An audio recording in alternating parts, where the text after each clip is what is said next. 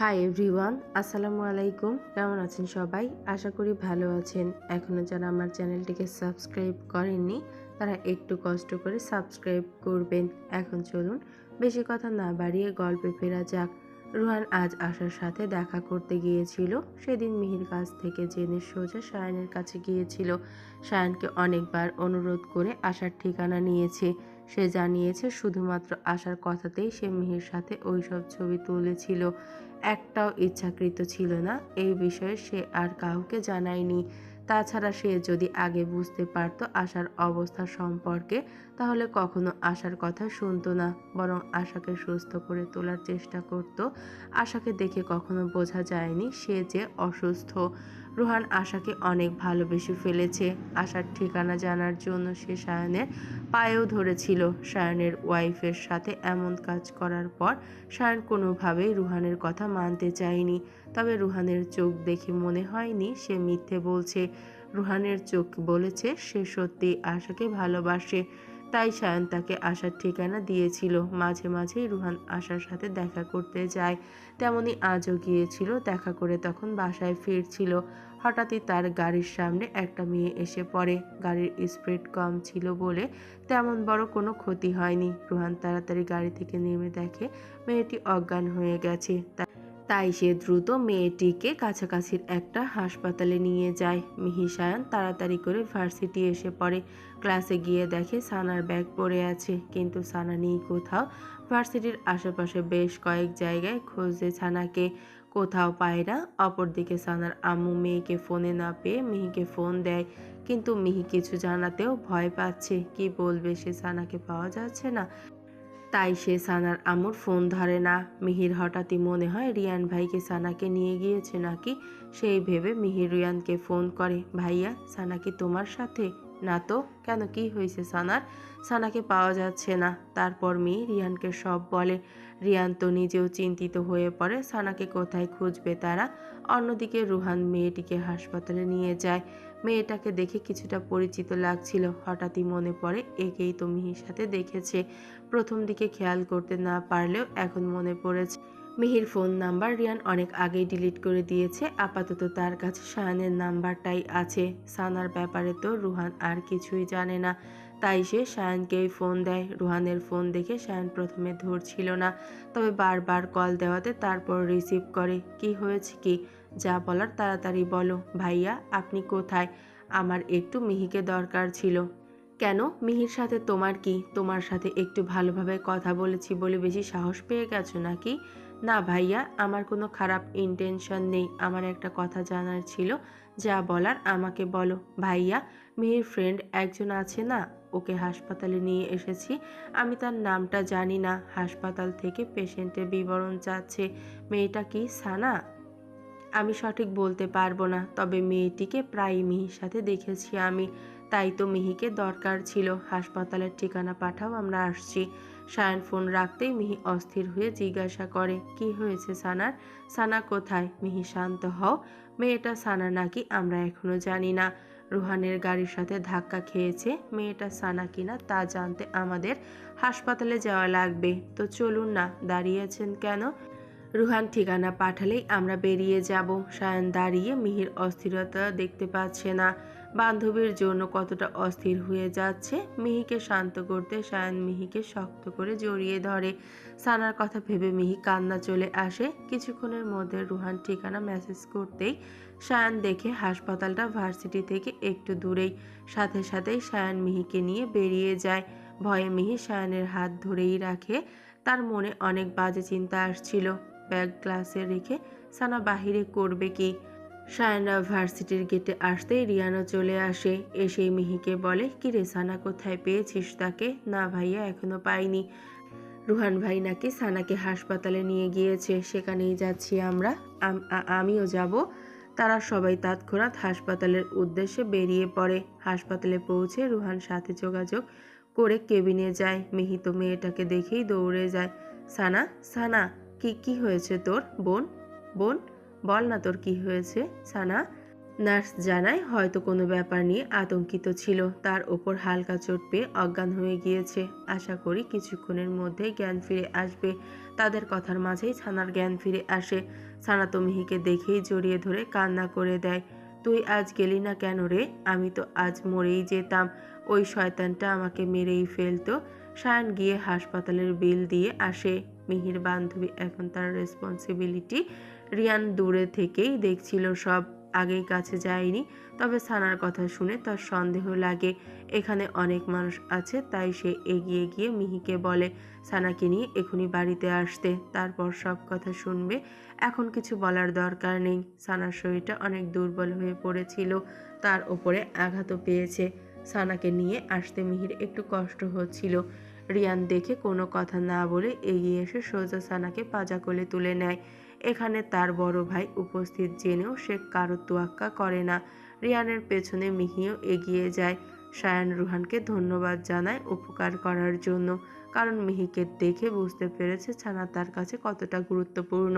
রিয়ান সানাকে নিয়ে গাড়ির ব্যাক সিটে বসিয়ে দেয়। মিহিও গিয়ে সানার সাথে বসে।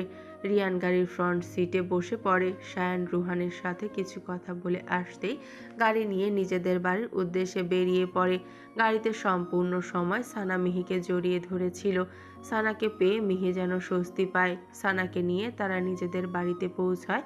রাস্তায় মিহি সানার মাকে ফোন করে টেনশন করতে নিষেধ করে দেয়, জানায় সানা আজ তার সাথেই থাকবে। ফোন সাথে ছিল না বলে আগে জানাতে পারেনি। মিহির সাথে কথা বলে তিনিও নিশ্চিন্ত হন। বাড়িতে সানাকে নিয়ে মিহি নিজের রুমে নিয়ে যায়। সানাকে অসুস্থ দেখে আসমা চৌধুরীও অবাক হন, তিনিও তাই মিহির সাথে যান। আগেই সানাকে খাবার দেয়, রেস্ট করতে বলে। তবে সানা মিহিকে একদম নিজের থেকে সরতে দিচ্ছিল না। মূলত কি হয়েছিল সেটা জানা উচিত, তাই মিহি ধীরে ধীরে সানাকে জিজ্ঞাসা করতে সানা সব খুলে বলে। তখন সানাকে কোনো ছেলে পেছন থেকে টেনে সেই ক্লাসে ঢুকিয়ে নেয়। অন্ধকারে ছেলেটার মুখ না দেখলেও সানা কণ্ঠস্বর শুনে বুঝতে পারে ছেলেটা নিশান। তাকে বলছিল যে সে কেন তাকে রিজেক্ট করেছে, এটা নাকি তার ইগোতে লেগেছে। কিন্তু সানা তো জানেই না যে নিশান তাকে ভালোবাসে। সানা বারবার বোঝানোর চেষ্টা করেছে যে সে নিশানকে ভালোবাসে না, এভাবে অল্পতে ভালোবাসা হয় না। তাছাড়া তো অন্য একজনকে ভালোবাসে সানা, সানা অন্য কাউকে ভালোবাসে এটা শুনেই নিশান রেগে গিয়েছিল। সানার সাথে অসভ্যতামি করতে গিয়েছিল, অনেক জোর জবরদস্তি করতে গিয়েছিল। এইটুকু বলেই সানা থামে। মিহি বলে সেদিন আমাকে বলেছিল যে তোকে ভালোবাসে, কিন্তু এতটা যে সিরিয়াস সেটা জানতাম না। আমাকে বলেছিল আমার জন্যই নাকি তোকে প্রপোজ করতে পারেনি। শুধু তাই না মিহি, আমার নাম্বার কোনোভাবে হয়তো জোগাড় করেছিল, প্রায় ফোন দিত। আমি তেমন একটা পাত্তা দেইনি, কিন্তু জানতাম না এই ইগনোর করার জন্য এইভাবে আমার ক্ষতি করতে চাইবে। সানা তুই সেখান থেকে বেরিয়ে আসলে কিভাবে? আমি অনেকক্ষণ তাকে বোঝানোর চেষ্টা করেছিলাম, বুঝতে চাইনি। তুই বল এভাবে কি ভালোবাসা যায় নাকি? আমি তো সেই কবে থেকে রিয়ানের পেছনে ঘুরছি, আমিও তো পেলাম না তার ভালোবাসা। তাই বলে এই না যে আমি কারো ক্ষতি করতে যাব। কি ঘটেছিল সেখানে? আমি ভেবেছিলাম হয়তো সিনিয়র আপুরা সেই মেয়েটাকে পাঠিয়েছিল নাম লেখানোর জন্য, সেজন্য সব রেখে সাথে একটা কলম নিয়ে গিয়েছিলাম। সেটাই কাজে লাগিয়েছি। কিভাবে? যখন হাত চেপে ধরছিল তখনই বুঝেছিলাম তার ইন্টেনশন ভালো না। কোনো রকমে হাত ছাড়িয়ে কলমটা নিয়ে কাঁধে ঢুকিয়ে দিয়েছি। ব্যথা পেয়ে হাতটা ছাড়তেই আমি ধাক্কা দেই, তারপর ছাড়া পেতেই সোজা দৌড়ে এসেছি। তুই ভার্সিটির পেছন দিকে দৌড়েছিলি কেন? ওই নিশানটা ওভাবে পেছনে আসছিল, ভার্সিটির পেছনের গেটটা কাছাকাছি ছিল, মাথায় আর কিছুই আসছিল না, কাজ করছিল না, তো ওই দিক দিয়েই দৌড়ে এসেছিলাম। তারপর তো গাড়ির সাথে বেঁধে ঠুস মানে অজ্ঞান হয়ে গিয়েছিলাম আর কি। তুই কি অকপটে কথাগুলো বললি? তোর ভয় লাগেনি? প্রচুর ভয় পেয়েছিলাম রে, ভেবেছিলাম হয়তো আমাকে কিছু করে দিবে। আমি কাউকে মুখ দেখাতে পারবো না, ভয়ে শরীর কাঁপছিল। কোনো রকম ভাবে মনের জোরে দৌড়েছি আমি। মিহিত কান্না করে ফেলে। আজ সে সাথে গেলে হয়তো সানার সাথে এমন পরিস্থিতি হতো না, তারা তো দুজন একসাথেই থাকতো। দুজনকে দেখে কিছুই করার সাহস পেত না। মিহির কান্না দেখে উল্টো সানা তাকে সান্ত্বনা দিতে থাকে। আরে তুই কান্না করছিস কেন? তোকে পাওয়া যাচ্ছিল না দেখে খুব ভয় পেয়ে গিয়েছিলাম রে। আন্টি ফোন দিচ্ছিল, আমি ভয়ে কথা বলতে পারিনি। আমারও ভয় করছিল, এখন যেন শান্তি পাচ্ছি। কিছু হলে তো মুখটা দেখানোর মতো অবস্থায় থাকতাম না। জানি না সাহস পেয়েছিলাম কোথায়, মনে হলো হাত কাঁপছে। কিভাবে যে কলমটা ঢুকিয়ে দিয়েছিলাম আল্লাহ জানে। সানাকে এখন দেখে খুব স্বাভাবিক লাগছিল, যেন কিছুই হয়নি। এমন পরিস্থিতিতে যে কোনো মেয়ে ঘাবড়ে যেত। সানাও ভয় পেয়েছিল, তবে সাহস করে নিজেকে বাঁচিয়েও নিয়েছে।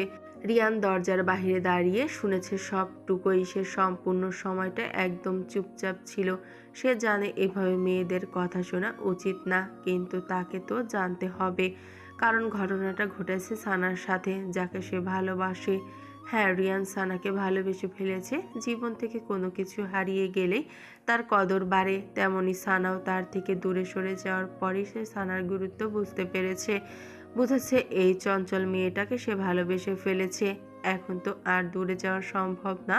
মেয়েটাকে নিজের জীবনের সাথে আষ্টে পৃষ্ঠে জড়িয়ে নেওয়া বাকি। তার আগে অবশ্যই অপরাধীকে শাস্তি দিতে হবে। সেই শাস্তি সে নিজে নিশ্চিত করবে। কিছুক্ষণ পর রিয়ান রুমের দরজায় নক করে। মিহি তাকিয়ে দেখে রিয়ান এসেছে। সানা চুপচাপ মাথা নিচু করে বসেছিল। রিয়ান ভাইয়া আসো। রিয়ান ভেতরে এসে সানার দিকে তাকিয়ে মিহিকে বলে, মিহি একটু বাহিরে যাবি? সানার সাথে একটু কথা বলবো। মিহি সানার দিকে তাকিয়ে মাথা নেড়ে বেরিয়ে যায়। মিহি যেতেই রিয়ান সানার সামনে বসে। কিছুক্ষণ দুজনেই চুপ থাকে। তারপর রিয়ান বলে, ছেলেটা কে ছিল? ভার্সিটির সিনিয়র, ইংরেজি ডিপার্টমেন্ট। রিয়ান সাথে কথা বলতে গিয়ে সানার কণ্ঠ কেঁপে ওঠে। নিজের এক হাত দিয়ে অপর হাত শক্ত করে চেপে ধরে রেখেছে। রিয়ানের সাথে কথা বলতে গিয়ে সানার কণ্ঠ কেঁপে ওঠে। নিজে এক হাত অপর হাত দিয়ে শক্ত করে চেপে ধরে রেখেছে। রিয়ানের সামনে তার খুব সংকোচ লাগছে। তখন যে রিয়ানই তাকে পাজাকোলে করে হাসপাতাল থেকে বেরিয়ে এসেছিল সেটা তার খেয়ালেই নেই। জ্ঞান ফিরে মিহিকে দেখে সে অন্য কোনো দিক খেয়াল করেনি। সানার সংকোচের বিষয়টা রিয়ান হয়তো বুঝতে পারে। নিজের হাত বাড়িয়ে সানার হাতটা শক্ত করে ধরে। তখনই সানা মাথা উঁচু করে তাকায়। তার চোখ দুটো ছলছল করছে। রিয়ান তাকে আশ্বাস দেয়, কান্না করবে না, কিছুই হয়নি তো, আমি সবই শুনেছি, শান্ত থাকো। রিয়ানকে এই মুহূর্তে সানার খুব আপন মনে হয়। সে রিয়ানের হাতটাকে নিজের দু হাতে দিয়ে খামচে ধরে বলে, রিয়ান ভাই, আমি কিন্তু নিজেকে বাঁচিয়েছি, আমার ক্ষতি করতে দেইনি তো, উল্টো আঘাত করেছি আমি। আমি অনেক ভয় পেয়ে গিয়েছিলাম, অনেক ভেবেছিলাম আমাকে কিছু করে দিবে, কিন্তু করতে দেইনি তো, আঘাত করে পালিয়েছি আমি। দেখুন, আমার শরীরে কোনো আঘাত নেই, কপালে তো ওই গাড়ির সাথে বেঁধে গিয়ে ব্যথা পেয়েছি, আর কিছুই হয়নি আমার, একদম ঠিক আছি আমি। এইটুকু বলতেই সানার কণ্ঠ অনেক কাঁপছিল। সে যে প্রচুর ভয় পেয়েছিল সেটা এখনো প্রকাশ পাচ্ছে তার কথায়। রিয়ান কি করবে বুঝতে পারছে না। না পেরেই এগিয়ে এসে আলতো করে সানাকে জড়িয়ে ধরে। আশ্বাস পেয়ে সানা কান্না করে দেয়। এতক্ষণে সে অনেক কষ্টে নিজেকে সামলাচ্ছিল। কেন যেন রিয়ানকে দেখে আর পারেনি। নিজের ভেতরের ভয় কষ্টটুকু যেন কান্নার মাধ্যমে উগলে দিতে যাচ্ছে। রিয়ান সানাকে জড়িয়ে ধরেই মাথায় হাত বুলিয়ে দিতে থাকে। কিছুক্ষণ পর সানা শান্ত হতে রিয়ানকে ছেড়ে দেয়। সানাকে স্বাভাবিক করতে রিয়ান একটু মজা করেই বলে, মিহির সামনে তো ভালোই ছিলে, আমাকে দেখে কি হলো? সব সাহসগিরি উধাও হয়ে গিয়েছিল নাকি? ওই মিহি তো নিজেই ভয় পেয়ে গিয়েছিল, নিজেই কান্না করছিল। আমি তো তাকেই সান্ত্বনা দিচ্ছিলাম। একদম কাছে থেকে পার্মানেন্টলি বড় বোনের দায়িত্ব পালন করতে রাজি আছো? রাজি থাকলে বলতে পারো, ব্যবস্থা করে ফেলি। রিয়ানের কথা বুঝতে না পেরে সানা রিয়ানের দিকে তাকায়। সেটা বুঝে রিয়ান সানাকে আর কিছুই না বলে রুম থেকে বেরিয়ে যায়। রিয়ান সোজা গিয়ে নিজের রুমে ঢুকেই দরজা আটকে দেয়। তার নিজেরই কেমন লজ্জা লাগছিল। সে কতটা ইউনিকভাবে প্রপোজ করলো, আর বোকা মেয়েটা বুঝলই না। এখন বুঝলো না কেন, সেটা ভেবেই আরও লজ্জা লাগছে। একে তো বুঝেনি, তার ওপরে কেমন হাঁ করে তাকিয়েছিল। সানার মতো চালাক মেয়েও কিনা তার প্রপোজ করাটা ধরতে পারলো না। তবে কি তার প্রপোজ করাতে সমস্যা ছিল? সে যাই হোক, প্রপোজ তো পরে আবারও করা যাবে। ওই নিশান নামের জানোয়ারটার প্রাপ্য শাস্তি দিতে হবে আগে। তার আগে রিয়ান শাস্তি পাবে না। রিয়ান সানার কাছে যেতেই মিহি বেরিয়ে সায়ানের রুমে চলে আসে। সায়ান রুমে কারো সাথে রেগে কথা বলছিল। মিহি যেতেই সে ফোন কেটে দিয়ে মিহিকে কাছে টেনে এনে জড়িয়ে ধরে। আরে কি হলো আপনার? কার সাথে রাগ দেখাচ্ছিলেন? এখন চুপ থাক, আমাকে শান্ত হতে দে। শান্ত হতেও আবার জড়িয়ে ধরতে হয় নাকি? আজব লোক তো আপনি। আমার লাগে। সায়ন কোনো কারণে রেগে আছে ভেবে মিহি আর কিছুই বলে না। অনেকক্ষণ পার হয়ে গেলেও সায়ন তাকে না ছাড়লে মিহি সায়নকে জোর করে ছাড়ায়। উফ, ঘাড় ব্যথা করে ফেললেন, এভাবে কেউ জড়িয়ে ধরে নাকি?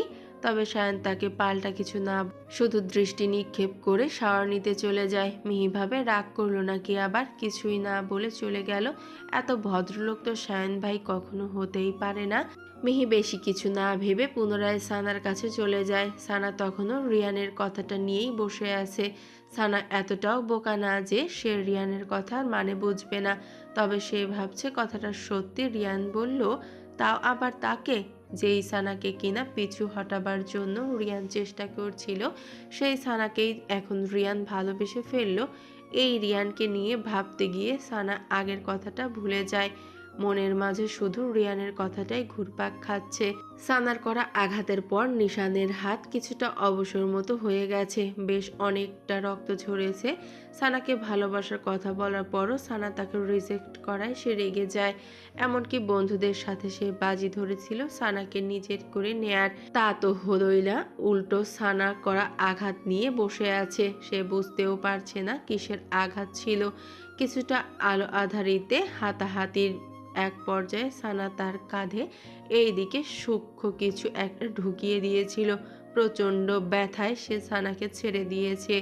ছেড়ে দিতেই সানা দৌড়ে পালাতে চেয়েছিল, পেছন থেকে সে আবারও আটকাতে চাইলেও আর পারে না। সানা দৌড়ে পালিয়ে যায়। তারপরে সে পুনরায় সেই ক্লাসে গেলে আঘাত করার মতো কোনো কিছুই খুঁজে পায় না। তবে ফ্লোরে তার রক্ত পড়ে থাকতে দেখে সে তার ফ্রেন্ডদের ফোন করে আসতে বলে। নিশানের ফোন পেয়ে বন্ধুরা আসলে তার এই হাল দেখে অবাক হয়ে যায়। নিশানের মতো একটা ছেলেকেও কিনা একটা মেয়ের কাছে আঘাত পেয়ে পড়ে আছে।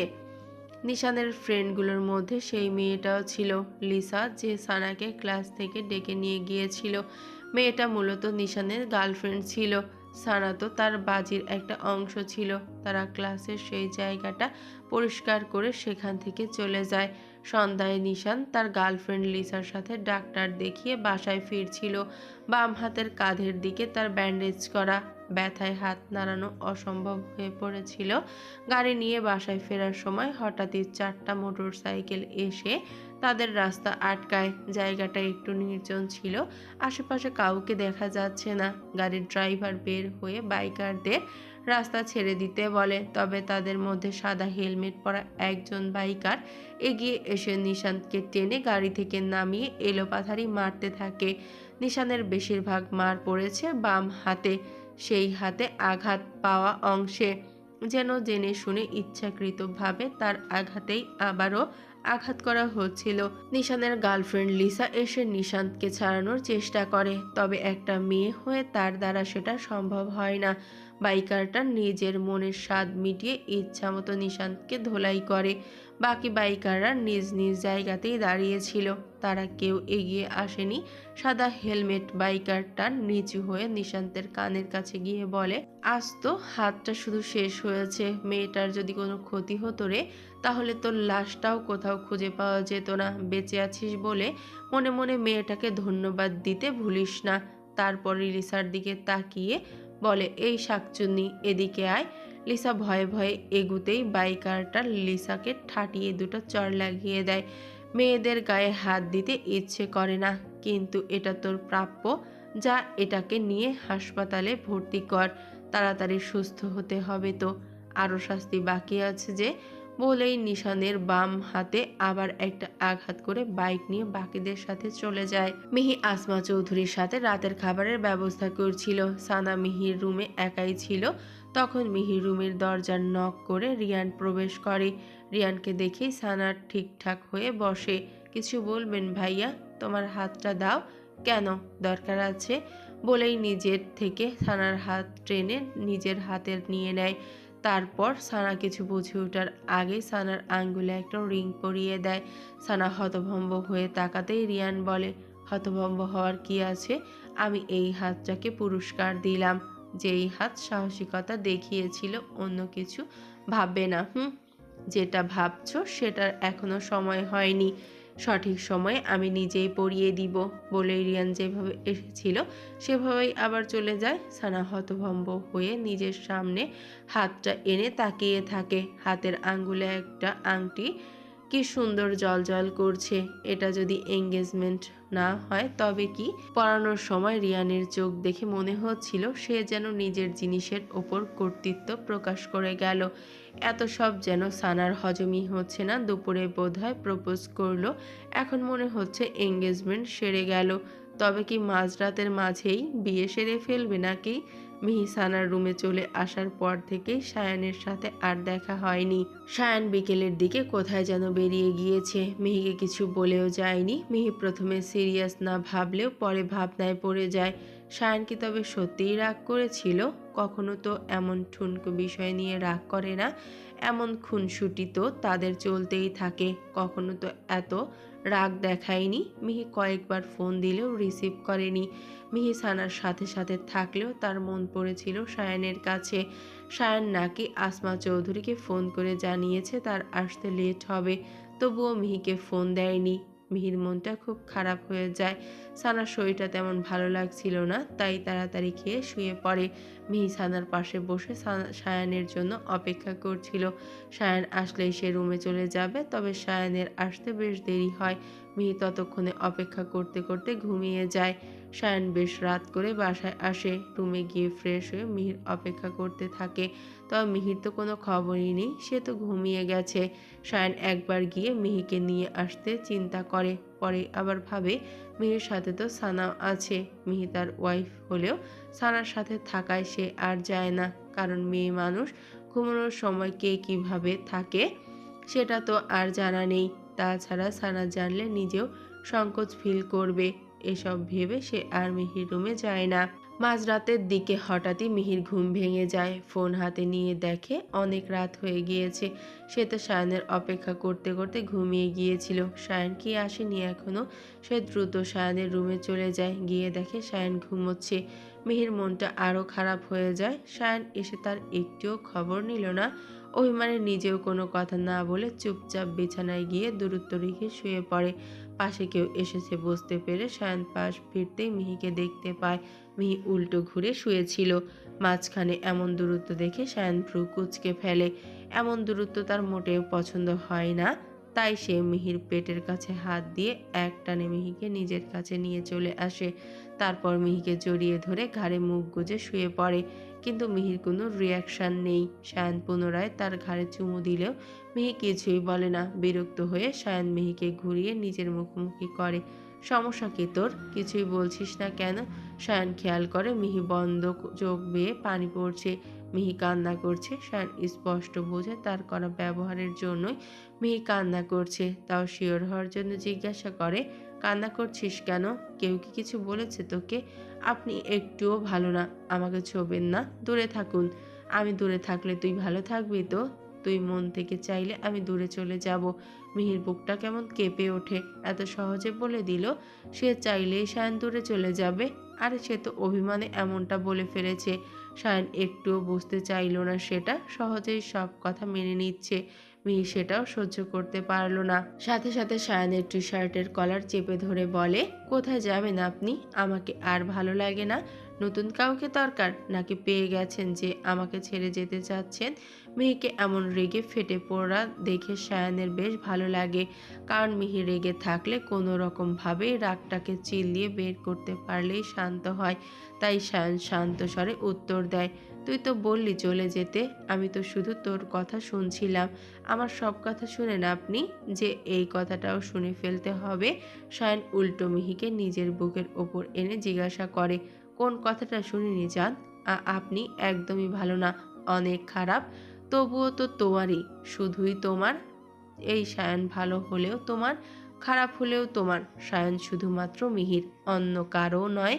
সায়ানের এরূপ ভঙ্গিমার কথা শুনে মিহি যেন গলে যায়, আর রাগ দেখাতে পারে না।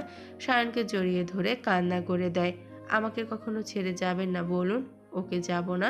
তুই যখন বলছিস তাই যাব না। আমি আবার বইয়ের কথা অক্ষরে অক্ষরে পালন করি। ইস, ঢং কত! ছলনা করে রাগ ভাঙিয়ে দিলেন।